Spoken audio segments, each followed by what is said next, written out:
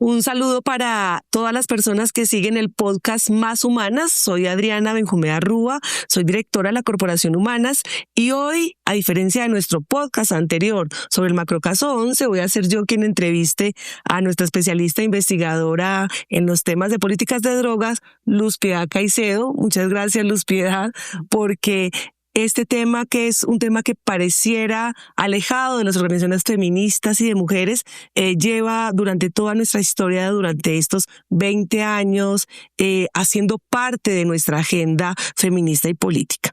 Pero a Luz Piedad queremos entrevistarla también a propósito del último artículo que escribió, El precio de la prohibición, que es un artículo que analiza alertas tempranas. Bueno, ahora Luz Piedad nos va a contar, hay más de 300 alertas tempranas desde el 2017 a julio del 2025, y donde es necesario que este país también se pregunte por esto que es la política de drogas, por cómo una política de drogas que genera mayor pobreza en el campesinado, que está generando mayores personas privadas de la libertad y que en última se ha implementado violando derechos humanos, pues cómo eso tiene que transformarse. Así que, Luz Piedad, pues muchas gracias, y lo primero es preguntarte por eso, preguntarte por esta situación general de lo que significa el fracaso de la guerra contra las drogas, como tú lo nombras en el artículo, que por demás vamos a invitarles a que lo lean. Gracias, Adriana. Sí, me gusta mucho este cambio de papel, ser ahora quien les cuente un poco ese otro trabajo que hacemos desde Humanas. Y para nosotras es muy importante, como dijo Adriana, ya desde hace más o menos 15 años, tener una reflexión crítica sobre lo que ha sido la política de lucha contra las drogas.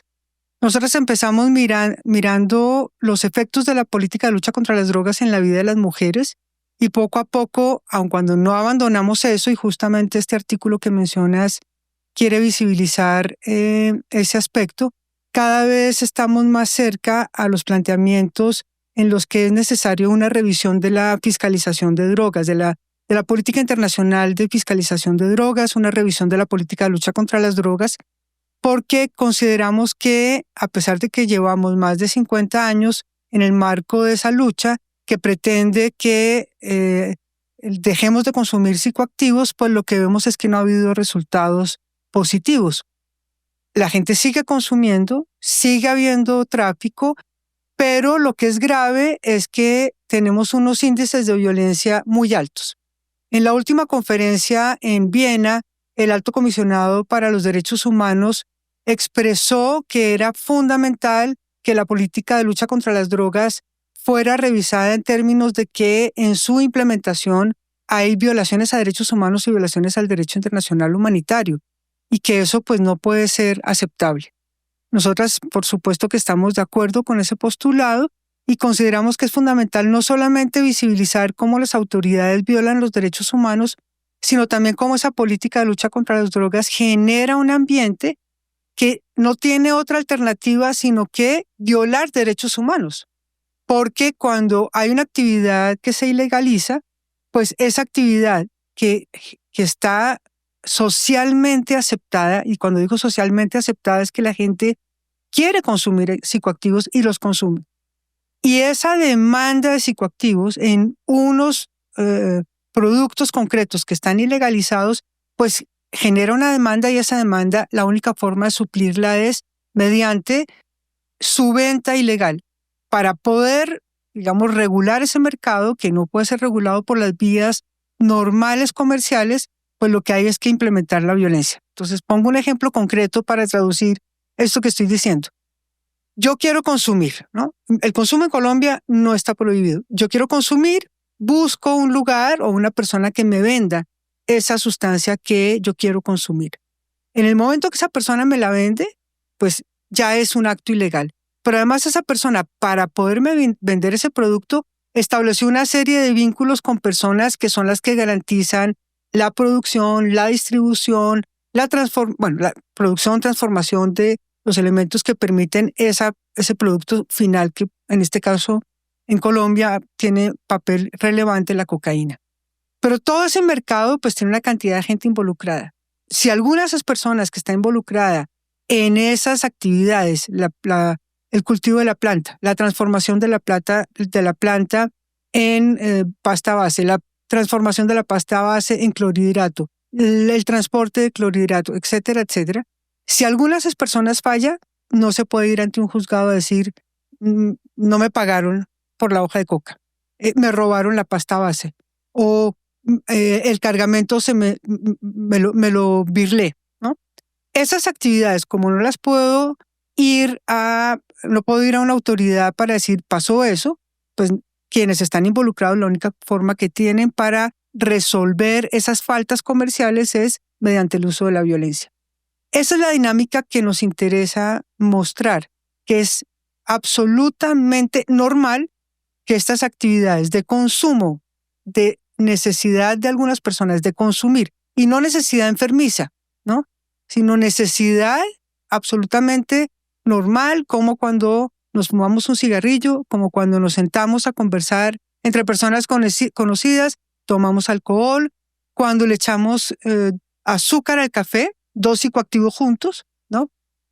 Cuando nos vamos a un lugar a comer postres, ahí hay una serie de psicoactivos, pero hay otros psicoactivos que están ilegalizados. La cocaína, la marihuana, la heroína, el bazuco, por mencionar los que más comúnmente se consumen en Colombia. Entonces, sí. No, que creo que es muy interesante. O sea, ya es claro, desde lo que has explicado, estamos frente a un mercado que es ilegal. Uh-huh. Y cuando hablamos de un mercado ilegal, que es lo que estamos también entendiendo de lo que dices, es necesario para mantener ese mercado ilegal tener unos controles que se hacen por la violencia. Y eso, que es también parte de lo que trabaja el artículo, lo que tiene es la necesidad de mantener un mercado ilegal por formas violentas, generando lo que se conoce o lo que tú nombras como una gobernanza criminal. Digamos que esa es como una primera parte. Me interesa mucho que cuentes en este podcast por qué el análisis de las alertas tempranas, porque yo creo que ahí nos va a permitir también entender posteriormente ese mercado ilegal y esa gobernanza criminal, cómo pone en riesgo y cómo genera inseguridad a la comunidad, que eso quiero que hablemos también después, a la comunidad en general, pero cómo además se encuentran unas conductas que generan mayor riesgo en las mujeres y las niñas. Pero empecemos como por cómo sirven las alertas tempranas para poder analizar estos contextos de riesgo y de violencia que genera un mercado que está ilegalizado. Sí, muy bien. Entonces, claro, Colombia es un país muy particular porque hemos tenido un conflicto armado en el que han hecho presencia diversos actores que tenían distintos objetivos. Algunos de esos objetivos se han clasificado como objetivos políticos y hay otros que se han clasificado como objetivos netamente económicos, y nos ha dado lugar a llamar a algunos de esos actores políticos, y a los otros criminales. Básicamente esa es la clasificación. Hoy en día en Colombia hay una mayor apertura para considerar que esa clasificación entre criminales o actores políticos no es la mejor para poder resolver esa conflictividad armada y la violencia que hay en torno a esa conflictividad. Y por otra parte, también hay un enorme reconocimiento a que el negocio del narcotráfico está presente y es neurálgico en todos los grupos que están actuando en el país. ¿Por qué? Porque esta economía, este producto que está ilegalizado, produce grandes dividendos, y esos dividendos permiten mantener en armas a un grupo de personas. Aquí un poco el problema es que es primero si el huevo o la gallina, si primero fue el interés por comercializar la droga o si la droga es la que permite mantener los grupos armados. Esa discusión no es la que nos ha permitido atender mejor la problemática. En Colombia, como tenemos esta conflictividad, se ha hecho un ejercicio, un esfuerzo enorme en la Defensoría del Pueblo ya desde hace muchísimos años por tratar de advertir situaciones que generen riesgos en la población, con miras a que pueda haber una reacción por parte de las autoridades, cualquiera que sean esas autoridades, no solamente militares, sino que realmente pueda haber una acción del Estado para prevenir esas situaciones de riesgo que son detectadas tempranamente, por eso se llaman alertas tempranas. ¿Por qué hicimos un análisis de las alertas tempranas y por qué el periodo de tiempo que tomamos? Porque con la firma del acuerdo de paz se introdujeron una serie de modificaciones al sistema de alertas tempranas que empezaron a regir desde finales del 2017.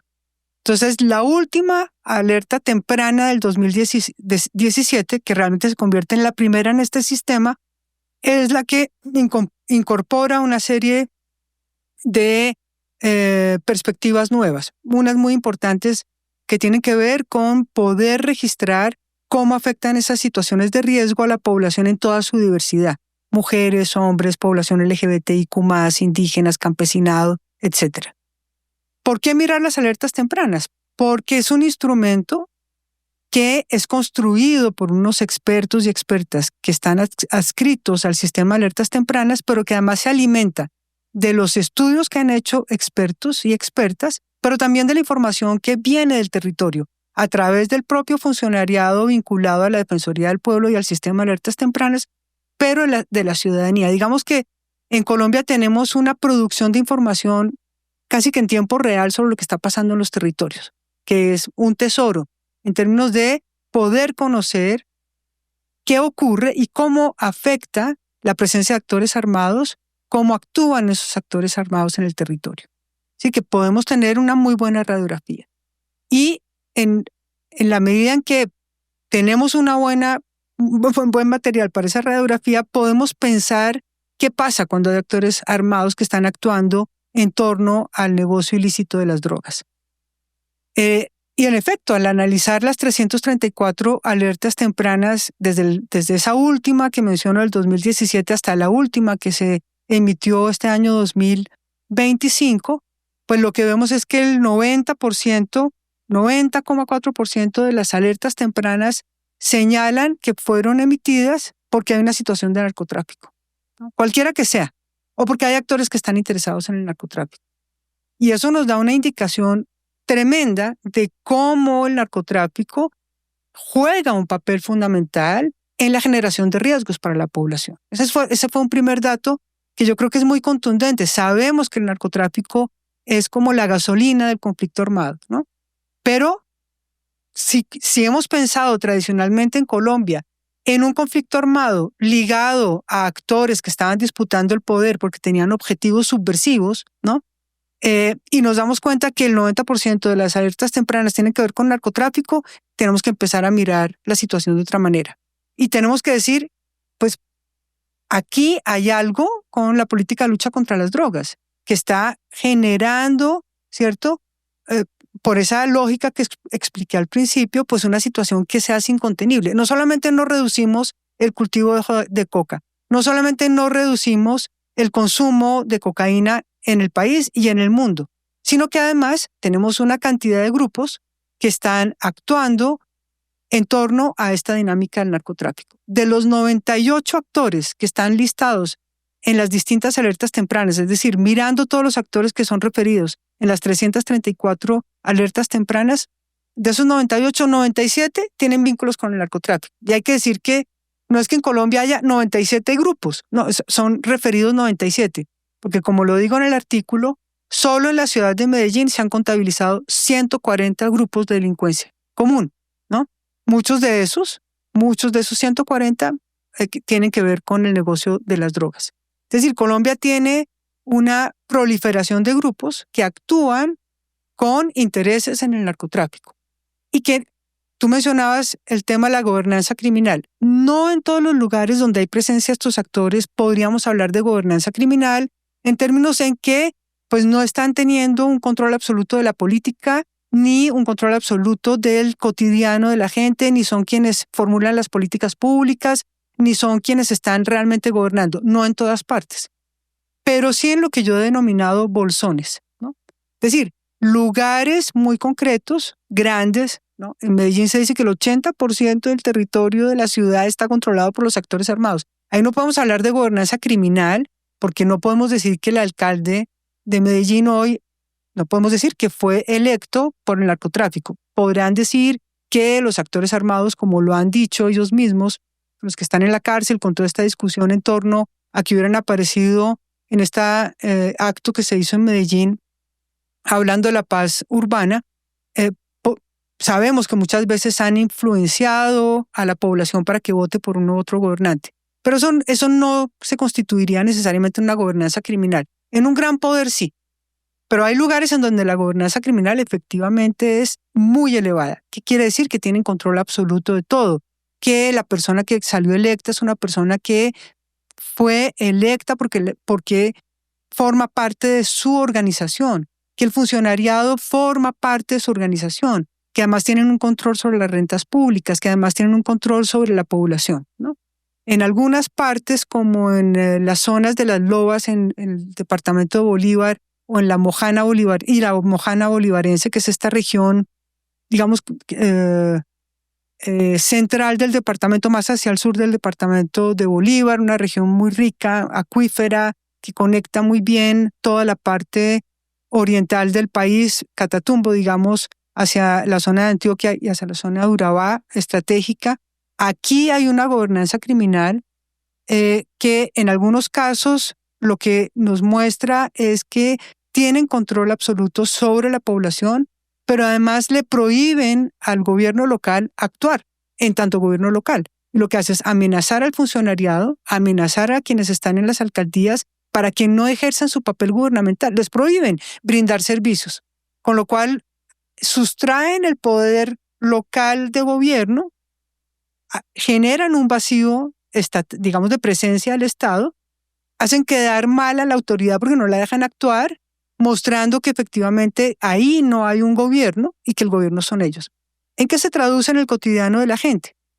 En que, por ejemplo, obligan a las mujeres a que les cocinen, ¿no? Es decir, aquí lo que tenemos es instaurado un régimen totalitario, autoritario, en el que todas las personas de la población en su cotidiano están totalmente sometidos a la voluntad de esos actores armados. Entonces, no es una cosa en abstracto, ¿no? Gobernanza criminal, entonces, no, es que el cotidiano de la gente en su día a día se ve afectado. Entonces, unas señoras que además es una zona muy pobre, a pesar de la riqueza, digamos, ecológica de la zona, unas mujeres que todos los días están obligadas a cocinarle al grupo, ahí están presentes las autodefensas gaitanistas de Colombia, también hay presencia del ELN, y en este momento esa zona sigue siendo un campo de batalla porque a pesar de que hay un control absoluto de los AGC, hay una disputa que se está presentando con el ELN. Es que nombras muchas cosas y te emocionas y también es que es muy interesante también. Ya has nombrado muchas cosas que sería importante recuperar del artículo, no solamente para leerlo, sino también para intentar entender lo que eso significa. Claro, ya has hablado de Medellín, has hablado de Antioquia, estás hablando de la Mojana. Yo quisiera que en otros territorios, claro, quisiera muchas cosas realmente. Has nombrado en el artículo unos delitos, o sea, unos delitos que están relacionados con el narcotráfico en esos territorios. Has hablado de lo que significa el confinamiento para las comunidades. Estás hablando de delitos que particularmente se relacionan con las mujeres, como la trata de personas, la explotación sexual de niños y niñas. Entonces, me gustaría que pudieras, si hay algunos de esos territorios que, bueno, Antioquia y Medellín también por su historia triste del narcotráfico y de las consecuencias de una política de guerra contra las drogas errada, centrada en los eslabones más débiles de la cadena, pues tiene una historia muy larga, pero lo que veíamos también en el artículo es que hay gran parte del territorio nacional, a propósito de estas alertas, vinculadas a estas situaciones de riesgo y unos riesgos que generan particularmente unos delitos. Como que puedas hablarnos de eso también. Sí, no, muy bien esa pregunta, Adriana, porque en el artículo yo no estoy teniendo una mirada focalizada sobre ningún territorio, porque justamente esta primera entrega lo que buscó fue tener un panorama global, ¿no? Lo que pasa es que he seguido trabajando ya en detalle, mirando regiones por regiones para poder tener no unos datos globales abstractos, sino qué significa en el cotidiano de las personas y sobre todo en el cotidiano de las mujeres. Entonces, ¿cuál es el otro ejercicio que hice? Fue mirar todas las conductas que están registradas en las alertas tempranas y hacer una contabilización de estas conductas. En cuántas alertas tempranas se hace referencia a que por la presencia de estos actores armados ligados al narcotráfico hay confinamiento. Y hago una contabilidad, ¿no? Hay que decir que las alertas tempranas no tienen como finalidad el registro cuantitativo de los hechos, sino el registro del riesgo de los hechos y de la ocurrencia de los hechos, pero no en términos cuantitativos. Si no podemos decir, no puedo decir que hubo tantos confinamientos, no puedo decir que hubo 293 amenazas. Hay manifestación en 293 alertas tempranas de que había amenazas. Es decir, las amenazas son superiores, porque cada alerta temprana puede referir que 10 personas fueron amenazadas o que 100 personas fueron amenazadas, porque a veces se amenazan colectivos. En esta identificación de estas conductas, ¿qué es lo que vemos? Dos cosas muy preocupantes. La primera es que hay 4 conductas que someten totalmente a la población, es decir, que la introducen en un régimen autoritario por completo. ¿Cuáles son estas conductas? El reclutamiento y uso de utilización de niños y niñas y adolescentes, así la denomina la alerta temprana. Ahí no estamos hablando de un territorio controlado, estamos hablando de una población que queda sometida a un régimen militar, ¿no? Obviamente, en un régimen militar no puede ser sino autoritario, si no, no funciona. Entonces tenemos una población cada vez mayor de niños, niñas y adolescentes que están siendo reclutados forzosamente y que quedan a expensas de una autoridad, de un régimen autoritario. Después tenemos regulaciones a la movilidad. ¿Eso qué quiere decir? Que el actor armado está diciendo por dónde puedes caminar, hasta qué horas puedes salir, en qué momento puedes entrar. Incluso hay gente que no puede entrar a esas zonas, ¿no? Otra conducta es el confinamiento. El confinamiento es igual, no solamente es una regulación de la movilidad, sino separar por completo, aislar por completo a una población o a regiones completas, como ha ocurrido ya durante los últimos años en el departamento del Chocó, grandes extensiones del departamento del Chocó confinadas, donde la gente queda confinada a expensas de la autoridad de estos actores armados. Y la imposición de normas de conducta y o pautas de comportamiento. Es decir, cuando a ti te regulan la conducta, pues obviamente estás bajo un régimen totalitario, ¿no? Autoritario. Bueno, obviamente aquí hay un entrecruce de estas conductas. Muchas de esas se dan al mismo tiempo, pero hay que mostrar entonces cómo se dan esos controles sobre la población. Quiere decir que tenemos grandes o muchísimos lugares en el país donde la gente no está regulada por las normas nacionales, sino por la voluntad y el ejercicio de poder de unos actores que están en armas. El otro elemento que constatamos es que todas las conductas que enlisté, que están referidas en las alertas tempranas, en el artículo hago el listado de las que tienen mayor frecuencia, es decir, que más alertas tempranas las refieren, y dentro de esas conductas encuentro 5 que afectan fundamentalmente a las mujeres. Trata de personas, sabemos que la trata de personas, las víctimas fundamentalmente son mujeres. Explotación sexual comercial de niños, niñas y adolescentes. Sabemos también que, claro, los niños son afectados, pero que una población importante son niñas y adolescentes mujeres, ¿no? Tráfico de inmigrantes, también con una afectación muy importante sobre mujeres. Feminicidio, pues la categoría está netamente construida porque la víctima es una mujer. Y cometer actos de violación, esclavitud sexual, prostitución forzada, embarazo forzado, esterilización forzada o cualquier otra forma de violencia sexual, así está referida en las alertas tempranas. Estas conductas son aquellas que son referidas en las alertas tempranas donde se habla de actividades de narcotráfico. Es decir, en ese 90%, ¿no? Ahí contabilicé cuáles eran las que tenían mayor frecuencia. ¿Qué es lo que nos interesa a nosotras como organización al mostrar esas conductas? Pues que hay una afectación compleja en la vida de las mujeres, que muchas de estas conductas no solamente son violatorias a los derechos humanos de las mujeres, sino que convierten a las mujeres en un objeto de venta, ¿no? En un producto comercial. Es decir, el narcotráfico es una actividad ilícita económica que a su vez genera otras actividades ilícitas comerciales en las que los objetos que se venden son las mujeres, ¿no? Ese es un elemento muy importante, con una pérdida enorme sobre la vida de las mujeres. Y lo otro que nos interesa mostrar es que cuando hablamos de procesos de conversaciones exitosas, porque hay un cese de armas, porque hay un cese de hostilidades, porque se acuerda entre las partes que no va a haber más confrontaciones, miramos en general el éxito de esos acuerdos en la disminución de homicidios. Y es muy importante, efectivamente, que no haya muertos, pues tiene un valor fundamental.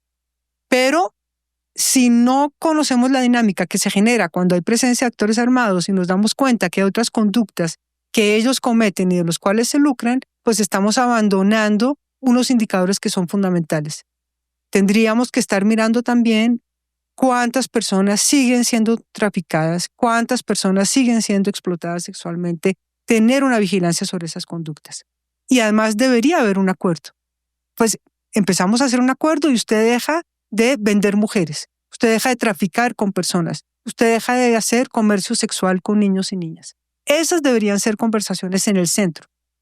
Usted deja de confinar, porque es que si usted no pone esas conductas como conductas que deben ser reguladas, pues el asesinato, claro, se reduce, pero el sometimiento, la sujeción de la población, pues permanece. Y tenemos una cantidad de gente absolutamente privada de su libertad en el territorio colombiano. Y yo creo que eso hay que mostrarlo y hay que reducirlo. Bueno, Luz Piedad, es realmente que dan ganas de seguir conversando, el tiempo se nos agota, pero creo que has dado buenas noticias con respecto a la posibilidad de seguir profundizando sobre lo que significa el fracaso de la política de guerra contra las drogas. Está el artículo que acabas de escribir sobre el precio de la prohibición, está este podcast también provocador y has hablado de una siguiente entrega. Sin embargo, yo no quisiera cerrar este podcast sin que pudieras, por lo menos de lo que se plantea en el podcast, y estamos hablando de un fracaso de la política de drogas, estamos hablando de la necesidad imperiosa de hacer cambios, de variar, no solamente para Colombia, sino para el mundo. Pero nosotras tú en el artículo planteas unas alertas, también unos llamados, a decir, aquí hay que pensar en estas cosas. 3 cosas, son más, pero 3 cosas que digamos es necesario pensar, es necesario reflexionar para ir camino hacia la variación de lo que hasta hoy hemos tenido como una política de lucha contra las drogas que es fracasada, que lo que tiene son personas encarceladas, empobrecimiento en el campo, violaciones de derechos humanos, inseguridad en los territorios.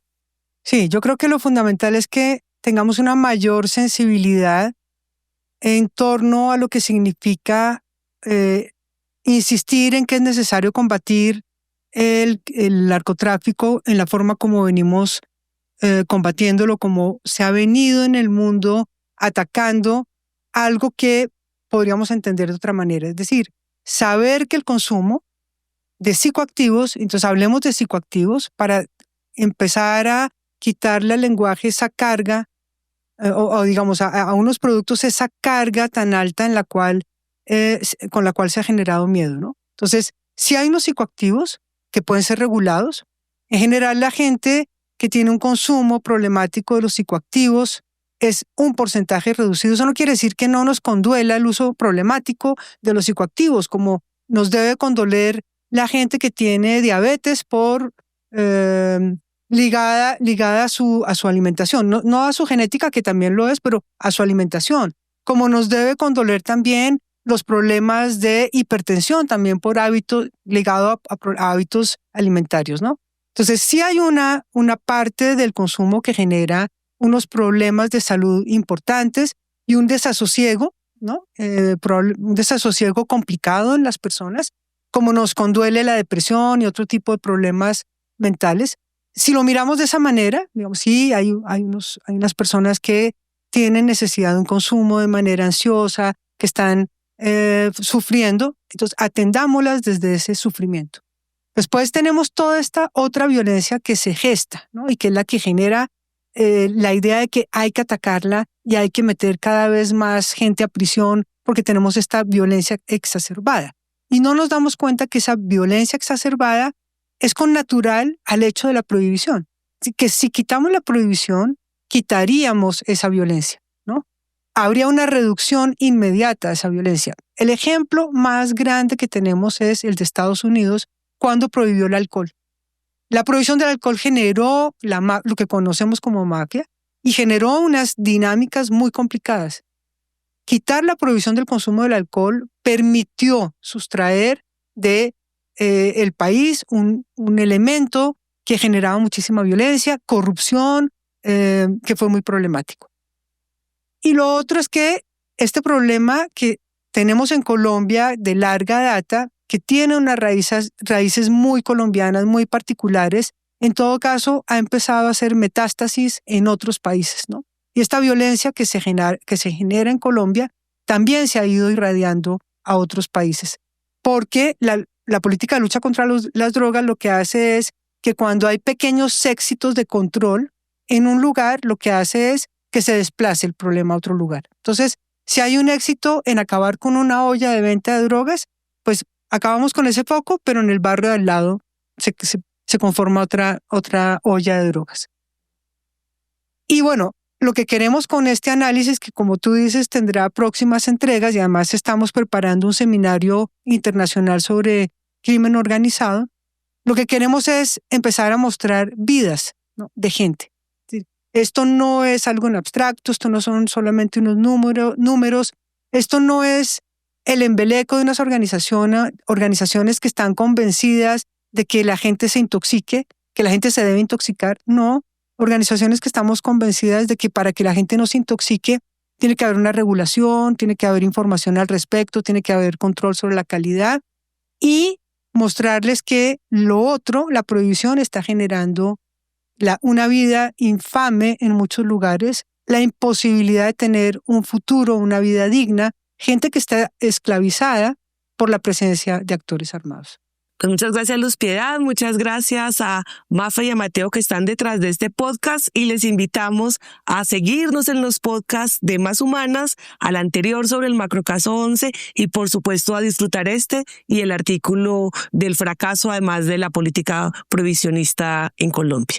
Que estén muy bien, nos seguimos viendo en los podcasts de Más Humanas. Muchas gracias. Más Humanas Podcast.